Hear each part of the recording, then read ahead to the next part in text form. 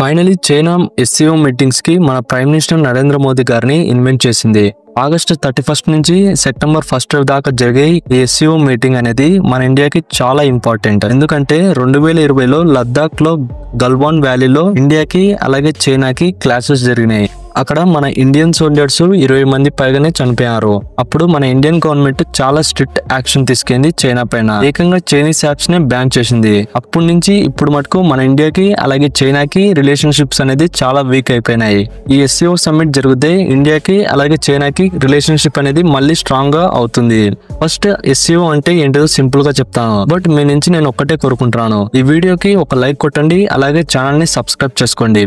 SCO అంటే Shanghai cooperation organisation. ఈ ఎస్సీఓలో China, India, Russia, Kazakhstan, Kyrgyzstan, Uzbekistan, Iran, Tajikistan and Pakistan కూడా ఈ ఎస్సీఓలో ఉంది. ఎస్సీఓ యొక్క మెయిన్ గోల్ వచ్చేసి ఏషియాలో టెర్రరిజం ని కంట్రోల్ చేయడం, అలాగే ఒకరికొకరు ట్రేడ్ కోఆపరేషన్ చేసుకోవడం అండ్ సెంట్రల్ ఏషియాలో పీస్ ని మెయింటైన్ చేయడం కోసం ఈ ఎస్సీఓ ని స్థాపించారు. బట్ ఇక్కడ నా క్వశ్చన్ ఏంటంటే, ఓయో రూమ్ అయిన పాకిస్తాన్ మాత్రం టెర్రరిస్టులని పెంచి పోషిస్తుంది.